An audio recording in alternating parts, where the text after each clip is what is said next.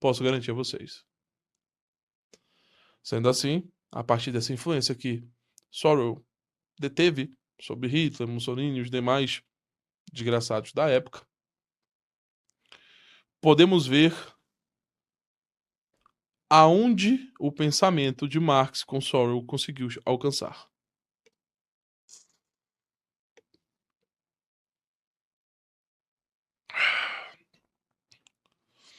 Rapidamente, esse pensamento,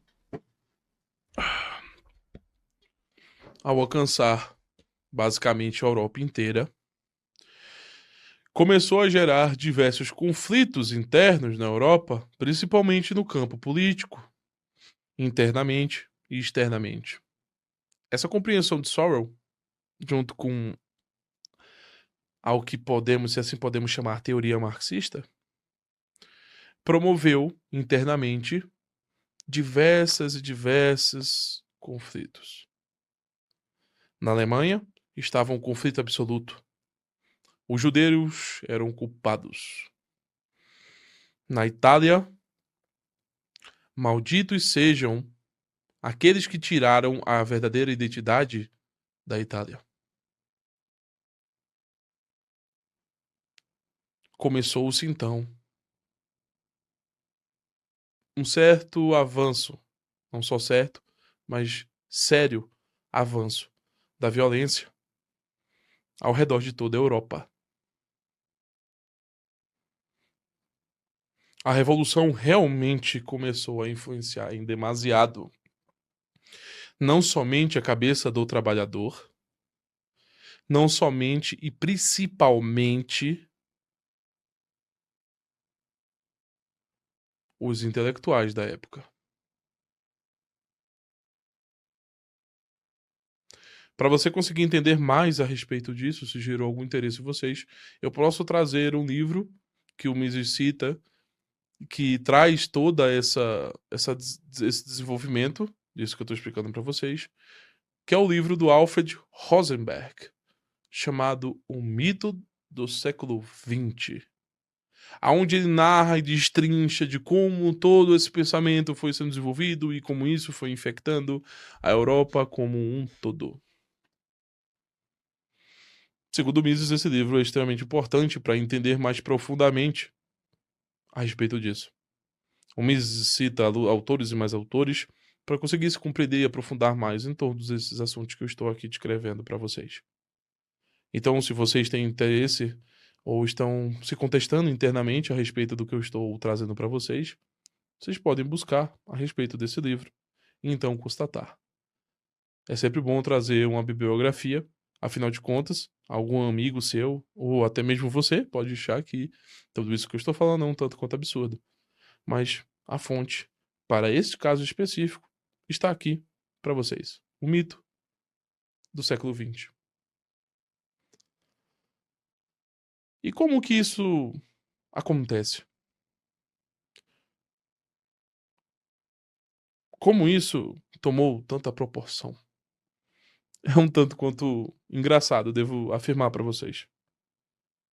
Isso acontece porque pro Marx, pro Mises, o principal núcleo do marxismo nasceu na França. Veja, a história de Marx é muito mais envolvida na França do que em qualquer outro lugar do mundo. Foi lá que o Marx escreveu muitas de suas obras, escreveu diversos jornais, se comunicou e se conectou com diversas pessoas em torno quando ele foi para a França. Mais à frente aqui, vamos entender ainda melhor que nível essa influência conseguiu exercer e por que ela exerceu. Mas, por aqui, o que precisamos entender é o seguinte. Na França, essa influência do marxismo foi se dando muito rapidamente. Não só porque o Marx estava em vida ali, não só por outro fator que eu vou narrar mais à frente, mas principalmente porque a verdade absoluta não pode ser alcançada. Então, o que existe é somente o convencimento. O que importa é trazer, enraivecer o maior número de pessoas influentes que eu puder. O trabalhador é posterior. O trabalhador é bem posterior. Eu preciso focar nos professores, nos alunos da faculdade. Porque se eu foco nos alunos e nos professores da faculdade, eu estou, de certa forma, atacando todo o núcleo de desenvolvimento do conhecimento. Conhecimento esse que para Marx não existia ainda, não podia ser alcançado, mas que poderia causar fervor nos agentes. Aqui é um prelúdio para a escola de Frankfurt, para outros diversos autores a respeito da guerra cultural. Muitos aqui no Brasil tiveram um excesso de má compreensão a respeito daquilo que tampouco leram. A guerra cultural não se trata de você estar em todos os lugares. Seria até absurdo se fosse assim. A grande questão da guerra cultural é influenciar agentes nos principais locais que eu posso. Se eu influencio grupos de poder, se eu influencio agentes carismáticos, se eu estou nesses locais que atingem a massa de alguma maneira, então eu atinjo a massa. Isso é o básico do que o Marx acreditava sobre superestrutura e infraestrutura. As pessoas no Brasil não só não conseguiram entender isso, e não me espanta, afinal é algo um tanto quanto complexo. Precisa que você pegue um livro e passe folha a folha lendo as letrinhas juntamente. Um processo que exaure a alma, correto? Então se trouxe essa má compreensão. Afinal de contas, acreditamos brutalmente que a forma de estar em todos os lugares é influenciando políticos, influencers, youtubers. Mas para o Marx e para Sorrell, e principalmente para o próximo nome da lista, que é o Lucien Hare, um nome deveras importante. O mais interessante para o marxismo, e esse Lucien Hare leu o Sorrell, e foi justamente este homem que era, adivinhem vocês, um bibliotecário. Pois é. Como que um bibliotecário seria o homem responsável por dar tanto avante ao pensamento de Sorrell?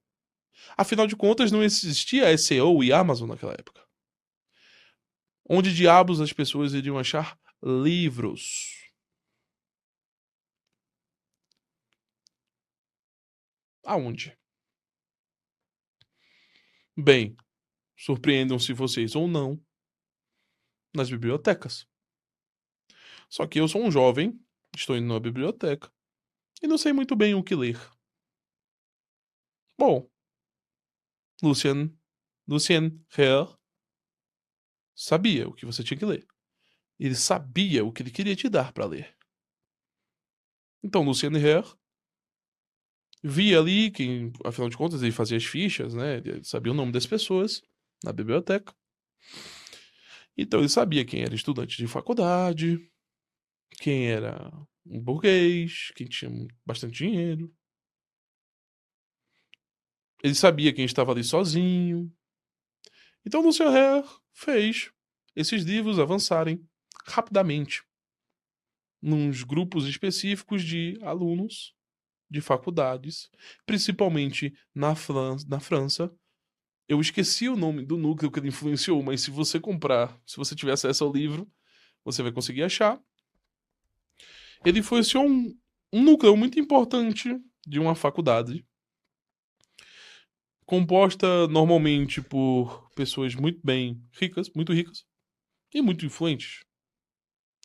Rapidamente, esse pensamento foi se alastrando ao redor da Europa. As comunicações entre as faculdades eram intensas. Então, o pensamento desses homens conseguiu rapidamente chegar na London School. E a partir daí foi se espalhando em diversos países. A London School foi se tornando cada vez mais uma faculdade grande. Essa escola da França também foi se tornando cada vez maior. As duas foram se tornando maior. E foram influenciando cada vez mais pessoas. Na própria União Soviética, os professores que eram colocados para ensinar os alunos, obviamente, eram todos marxistas. Assim também se sucedeu na Europa. Os principais docentes, os principais professores, todos eles tinham algum tipo de empatia. Lembra algo para vocês? Afinal de contas, foi exatamente o que aconteceu aqui no Brasil. Veja como tudo isso aqui que eu estou contando para vocês, de certa forma, foi algo tremendamente simples. Influenciar cada vez mais pessoas. Colocar o pensamento marxista em um núcleo e um número cada vez maior de ricos, de estudantes, de intelectuais, de professores. Será que é acidental que aqueles que mais arrotam o socialismo são artistas, professores, políticos e burgueses? Veja que coincidência. Todos eles, assim como uma prostituta, ganham uma vida com a boca, com o convencimento.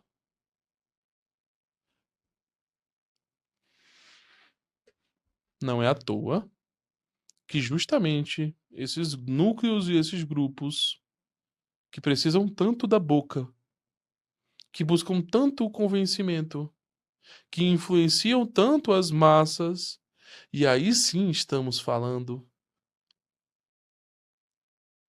de tomar os espaços.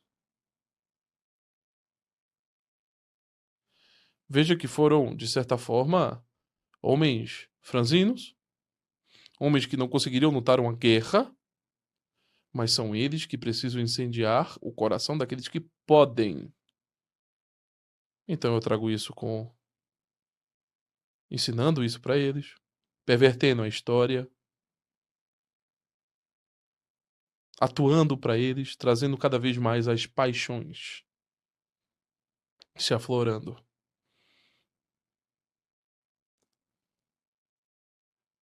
Esse é o foco desses homens.